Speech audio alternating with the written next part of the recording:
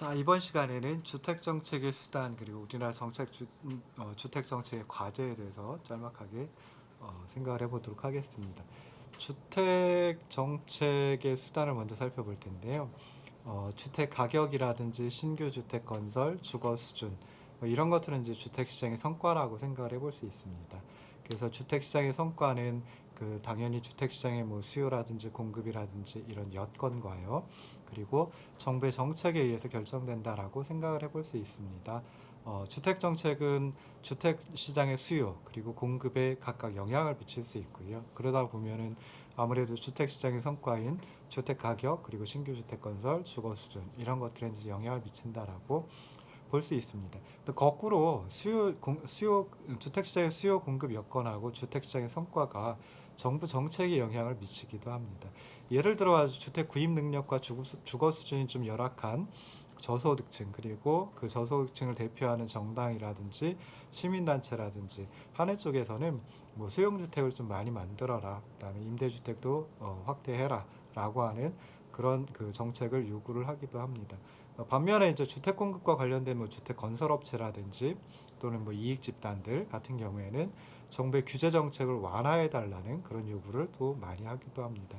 그래서 주택 수요와 공급에 관련된 이해 당사자들이 특정한 정책을 요구하거나 반대할 수 있고요. 그러다 보면은 이러한 이해 당사자들의 영향에 따라 가지고 주택 정책이 변화하기도 한다라고 생각해 볼 수 있습니다. 이렇게 이제 주택 시장에 대한 정부 개입은 뭐 여러 가지 정책 수단을 가지고 있는데요. 첫 번째는 이제 직접적인 시장 개입이 있고요. 그다음에 두 번째는 세제 및 보조금, 그 세 번째는 뭐 규제, 뭐 이렇게 이제 구분을 해볼 수 있습니다. 뭐 실제 그 부동산 정책론에서는 부동산 정책의 수단을 이 세 가지로 구분을 하는 건 아니고요. 뭐 직접 개입하고 간접 개입 이렇게 두 가지로 이제 크게 구분을 합니다. 그리고 직접 개입에는 뭐 직접 정부가 공급하는 것 그리고 규제가 포함이 되고요. 간접적 개입에는 아까 말씀드린 세제라든지 보조금이라든지 이런 것들이 있습니다. 뭐 실제 이제 보조금은 마이너스의 세금이라고도 불리웁니다. 그래서 세금은 이제 민간으로부터 정부로 흘러가는 건데요. 보조금은 거꾸로 이제 정부에서 민간으로 흘러가기 때문에 이제 마이너스의 세금, 마이너스의 세제이다. 뭐 이렇게 얘기를 하기도 합니다. 그럼 이 규제에서 이제 구분하였듯이 직접적인 시장 개입, 그리고 세제 및 보조금, 규제 요 세 가지 측면에서 잠깐 살펴보면요. 직접적인 시장 개입에는 정부가 공공 임대주택을 직접 생산해 가지고 공급하는 거 우리나라에서 예전에 많이 있었죠. 그리고 주택의 거래나 배분을 통제하는 방법 뭐 이런 것들이 있습니다. 그 다음에 세제나 보조금 그리고 규제를 갖다가 수요 측면과 공급 측면을 나눠 가지고 이렇게 잠깐 살펴보면요.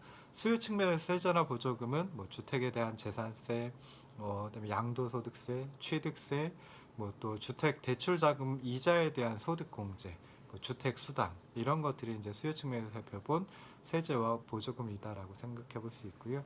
공급 측면에서는 이제 뭐 규제도 이제 공급 측면에 많이 가해지고 있습니다. 그래서 규제, 세제 및 보조금 보면은 뭐 토지 이용 및 건축에 대한 각종 규제 굉장히 많죠. 그다음에 임대료 및 신규 주택 공급 가격 규제. 그러니까 임대료 규제는 뭐 임대료 상한제라고 하는 게 있을 수 있고요. 그다음에 신규 주택 공급 가격 규제는 이제 그 분양가 상한제 뭐 이걸 생각을 하시면 되겠습니다. 그다음에 공급 자금을 저리로 이제 빌려주는 그런 정책들이 있을 수 있습니다.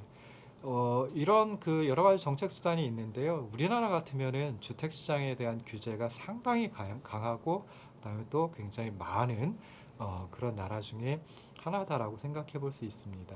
크게 한 세 가지를 거론을 할 수가 있는데요. 첫 번째는 이제 다른 나라들에서 볼 수 없는 규제들 뭐 이런 것들이 이제 많습니다. 그래서 신규 아파트 분양가 규제, 그다음에 평형 규제 뭐 이런 것들이 있고요. 재건축 관련 규제도 상당히 많고 주택 거래에 대한 규제도 상당히 많습니다. 그래서 이런 규제 정책은 다른 나라들에서는 좀 보기 어려운 그런 정책이다라고 생각해 볼 수 있고요. 그다음에 두 번째 택지 공급은 대부분 공공 부문에 의해서 좌우가 됩니다. 그래서 주로 이제 토지주택공사에서 택지 공급을 많이 하고 있죠. 그다음에 민간 부문에서는 택지 공급을 한다라고 하더라도 소규모 택지 개발에 국한되어 있는 그런 실정입니다.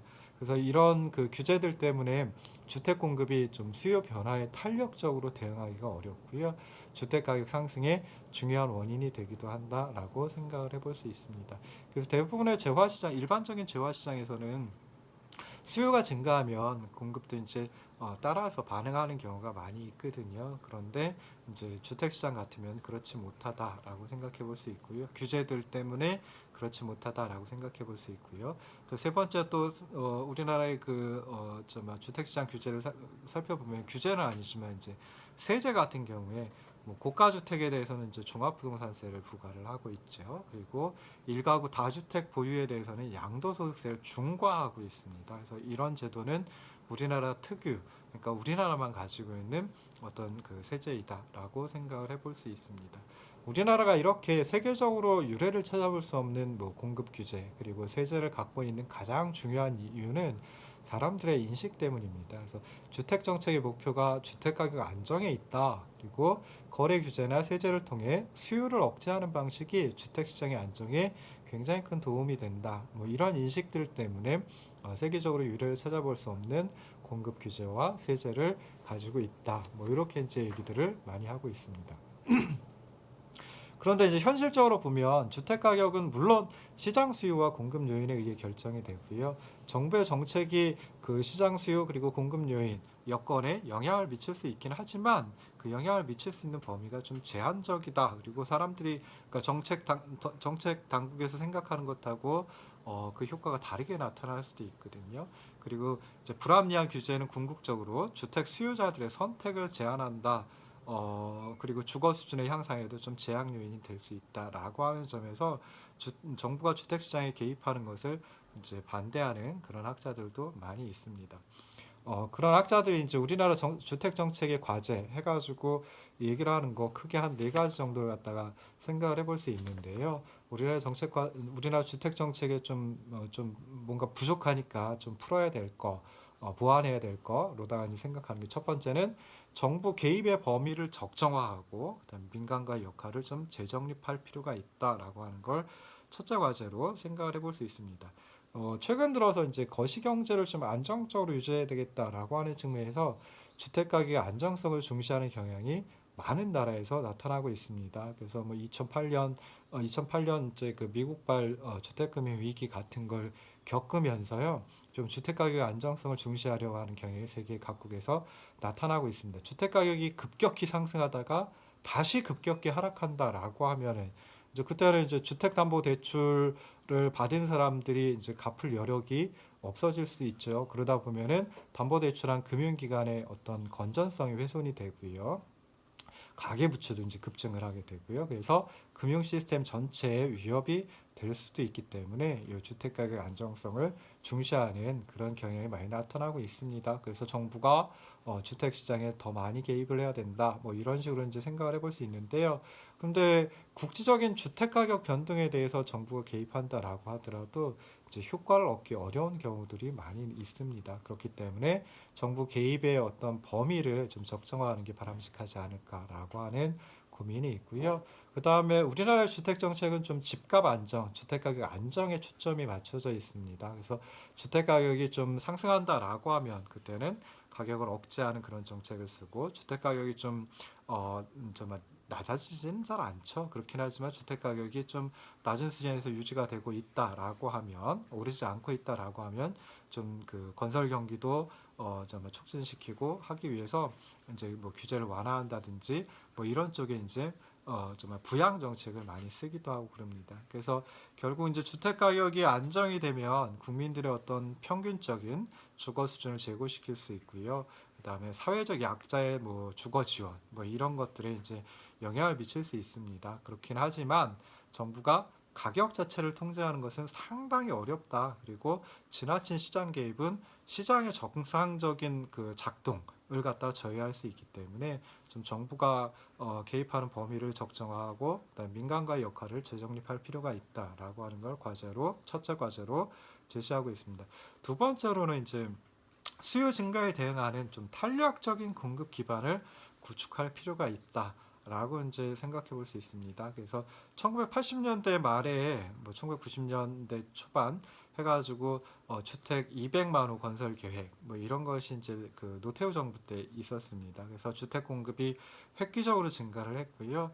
그다음에 서울하고 수도권 일부 지역만 제외하면은 주택이 양적으로 부족하다라고 하는 현상은 대부분 해소되었다라고 생각을 해볼 수 있습니다. 근데 그렇긴 해도 그 13페이지 아래 표에 보시는 것처럼 인구 1000명당 주택수 그리고 1인당 주거 면적 이런 것들은 아직 선진국의 한 5, 60%에 불과한 수준입니다. 이 자료가 물론 뭐 2000년대 초반의 자료이긴 하지만 그래서 지금은 조금 달라졌을 수도 있습니다. 그렇긴 하지만은 아직까지도 우리나라 선진국에 비해서는 뭐 인구 1000명당 주택수 그다음에 1인당 주거 면적 이런 것들은 좀 적지 않나 하는 생각을 해볼 수 있습니다. 그래서 앞으로도 보면은 이제 1, 2인 가구가 계속 증가를 하고 있죠. 그러다 보면 전체 가구 수가 증가를 하고요. 그다음에 소득 증가에 따라 가지고 주택 규모를 늘리려고 하는 수요가 뭐 점차 늘어나고 있습니다. 그리고 기존에 오래전에 지어놔 가지고 이제 노후화된 주택 같은 경우에는 그것을 대체하려고 하는 수요가 또 있겠죠. 그래서 그런 것들을 감안하면은 주택의 어떤 그 질을 갖다 좀 다양화할 수 있는 그리고 정말 지속적으로 공급을 확대할 필요가 있다라고도 생각해 볼 수 있습니다. 그래서 이렇게 다양한 주택을 좀 많이 공급하려고 하려다 보면은 지금 여러 가지 규제들, 뭐 민간 택지 개발을 제한하는 규제, 그리고 소형 주택을 의무적으로 만들어야 되는 규제, 그리고 개발이익 환수제, 그리고 아파트 분양원가 공개 및 분양가 규제, 뭐 이런 그 주택 공급에 관한 과도한 규제들을 좀 완화해가지고 탄력적인 공급 기반을 구축할 필요가 있다라고 또 얘기를 하시는 분들도 많이 있습니다. 그래서 이 부분은 뒤에 이제 부동산 경제론 강의를 계속하면서 뒤에 이제 이 정말 이유가 무엇인지 조금 더 설명을 드리도록 하겠습니다.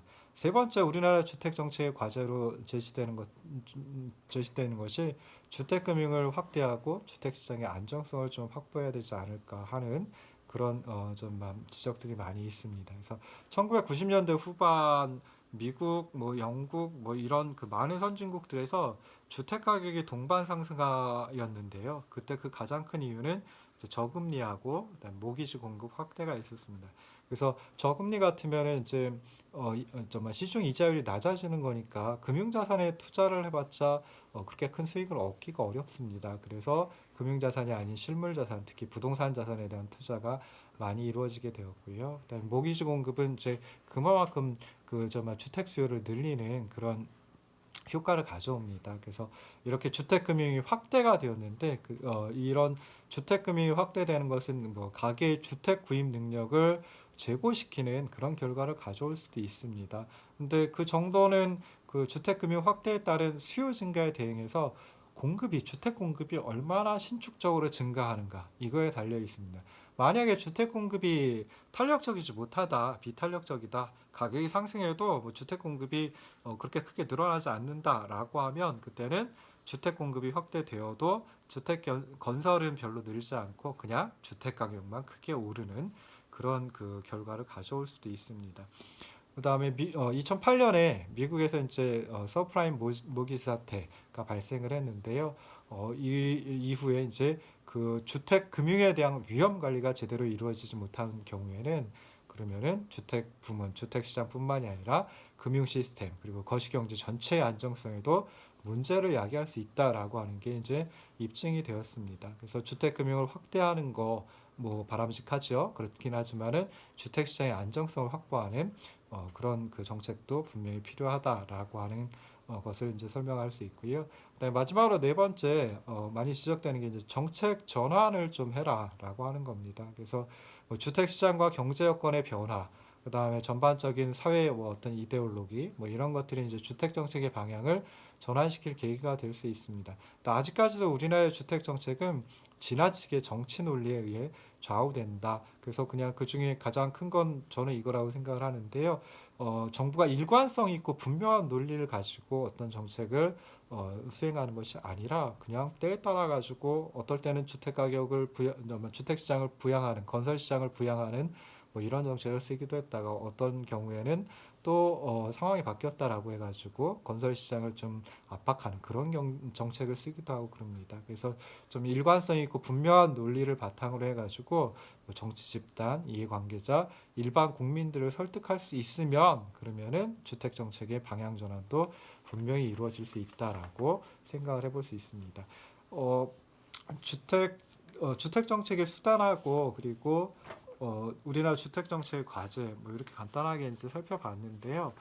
이렇게 끝내기에는 조금 아쉬운 감이 있습니다. 그래서 다음 주에 강의 내용이긴 하지만은 그래도 미리 조금만 더 설명을 드리고 마치도록 하겠습니다.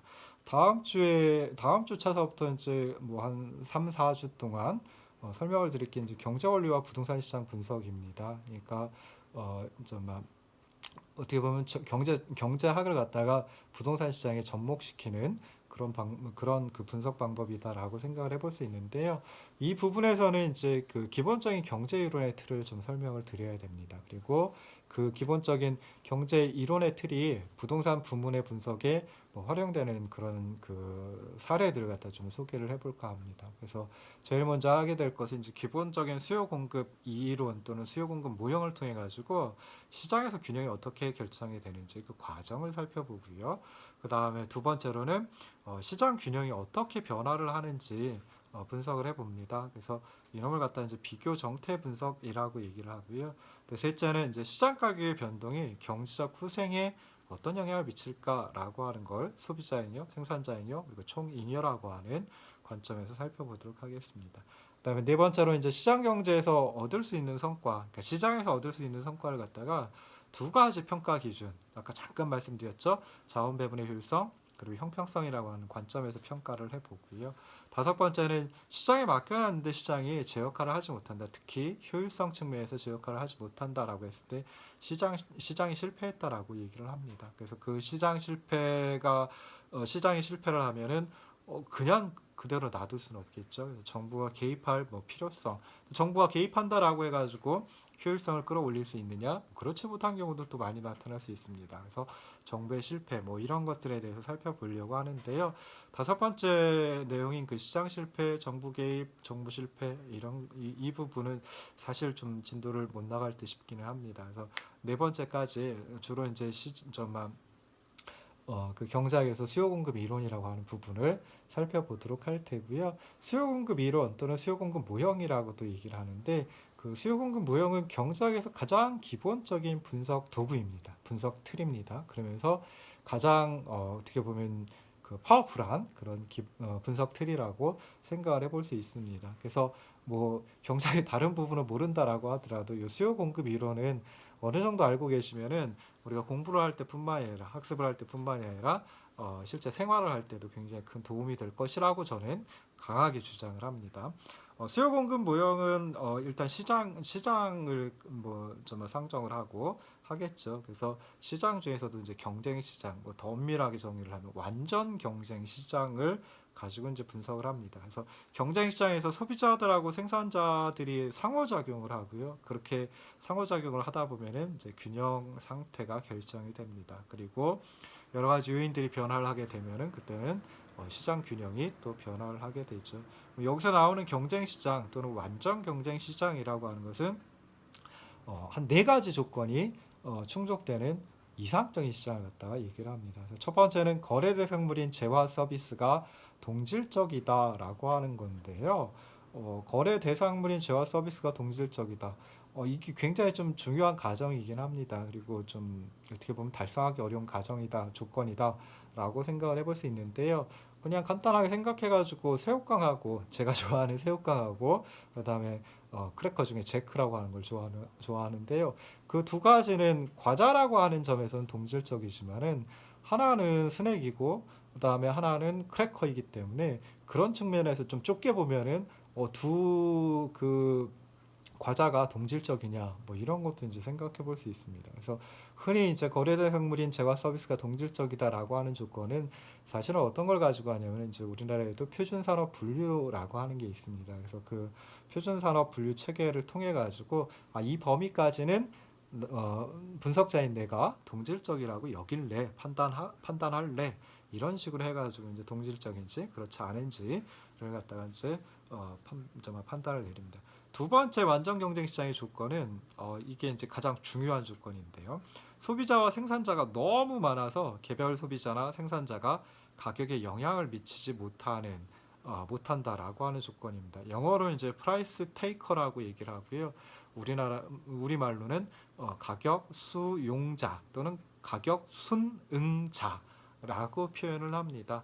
그다음에 세 번째 조건은 이제 기업들의 진입과 퇴출이 자유롭다. 그러니까 그 시장에 진입하려고 하는 기업이 진입하기가 쉽고요. 그다음에 그 시장에서 빠져나가려고 하는 기업들도 뭐 쉽게 빠져나갈 수가 있다라고 하는 조건인데요. 기업이 새로 시장에 진입한다라고 하면은 그때 뭐 여러 가지 생산 요소들 자원을 갖다가 확보를 해야 되겠죠. 그다음에 기업이 그 시장에서 빠져나간다라고 하면은 가지고 있던 생산 요소 또는 자원을 갖다가 쉽게 뭐 처리를 한다든지 해야 되겠죠. 그래서 이 세 번째 조건, 기업의 진입과 퇴출이 자유로움이라고 하는 조건은 자원의 완전 이동성하고 마찬가지 조건입니다. 네 번째는 이제 모든 경제 주체가 완전한 정보를 갖고 있어야 한다라고 하는 조건인데요. 완전 정보라고 간단하게 얘기를 합니다. 완전한 정보를 가지고 있어야 된다라고 하는데 사실은 이 부분은 충족시키기가 정말 어렵습니다. 그래서 여기서 정보는 뭐 여러 가지 가격이라든지, 그러니까 그 재화의 거래 대상물인 재화의 가격이라든지, 그 재화의 질이라든지, 그다음에 그 재화의 뭐 어떤 뭐랄까요, 만드는 데 들어간 생산 요소의 양이라든지, 그다음에 그런 것들을 갖다가 과거, 현재, 미래까지도 알 수 있어야 된다라고 하는 건데요. 이렇게 완전 정보를 갖기는 실제로 쉽지 않습니다. 그래서 이 네 가지 조건을 만족시킨다라고 하면 완전 경쟁 시장이라고 얘기를 하는데요. 그런데 부동산 시장은 완전 경쟁 시장, 아까 이상적이다라고 얘기를 했죠. 이상적인 완전 경쟁 시장하고는 거리가 상당히 많습니다. 상당히 큽니다. 그래서 경제 이론에서는 완전 경쟁 시장을 가정해서 분석을 하지만 현실의 부동산 시장은 완전 경쟁 시장은 아니다라고 생각해 볼 수 있습니다. 그럼에도 불구하고 왜 완전 경쟁 시장을 가정한 이 수요 공급 이론을, 수요 공급 모형을 많이 활용을 하느냐라고 하면 요 수요 공급, 그러니까 완전 경쟁 시장을 가정하고 분석하는 게 당연히 완전 경쟁 시장이 이상적인 가장 바람직한 시장이기 때문에 그렇고요. 그 다음에 현실의 시장은 완전 경쟁 시장이 아님에도 불구하고 완전 경쟁 시장이라고 가정하고 분석하면 현실의 경제를 또는 현실의 시장을 굉장히 잘 분석할 수 있기 때문에, 설명할 수 있기 때문에 완전 경쟁 시장을 가정하고 부동산 시장을 분석한다라고 생각을 하시면 좋을 듯 싶습니다. 2주차 강의 들어주시느라고 고생하셨습니다.